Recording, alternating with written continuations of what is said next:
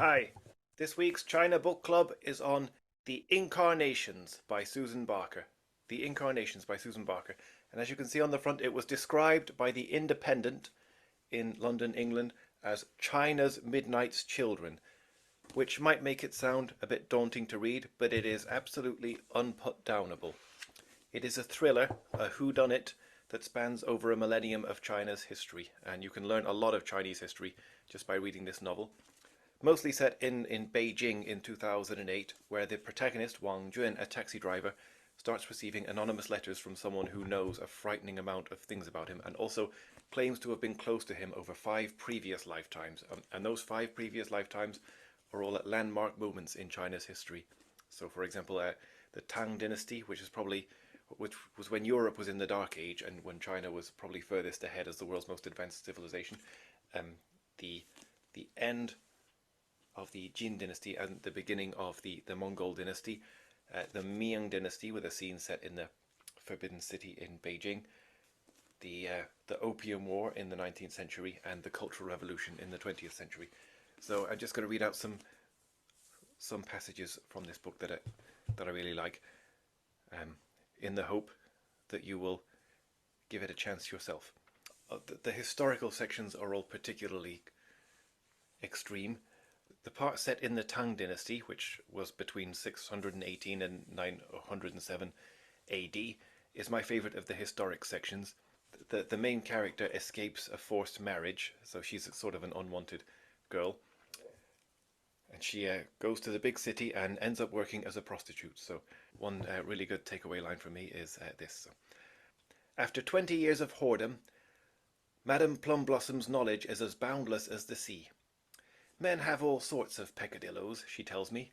Some men like to penetrate the red during a woman's moon cycle, or piddle on a woman out of the jade watering spout. Some men like to poke a woman in the back passage, which is called pushing the boat upstream.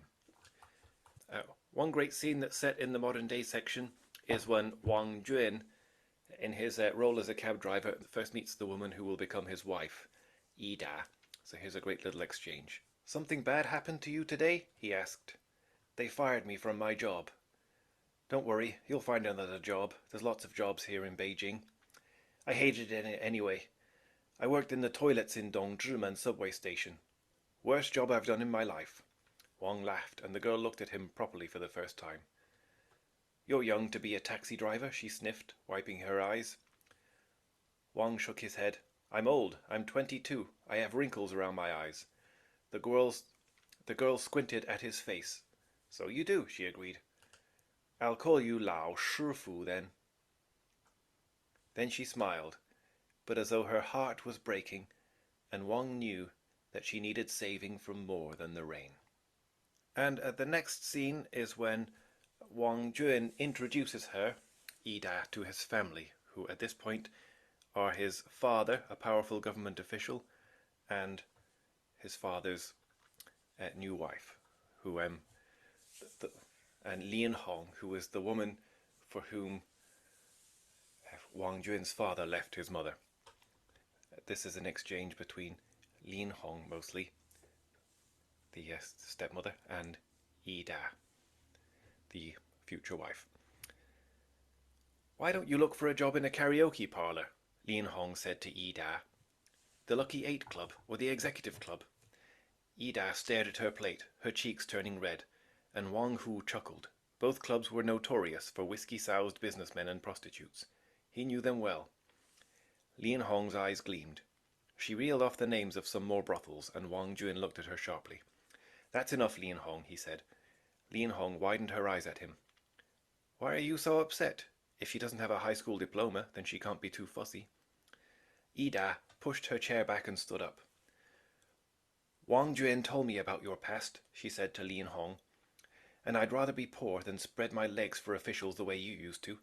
Just because I didn't graduate from high school doesn't mean I have to become a whore." Then she turned and stormed out. Wang Hu laughed and clapped his hands. "You've picked a fiery one," he called after his son, now chasing after Ida. "Your marriage is going to be interesting, that's for sure." Lin Hong sat in her chair.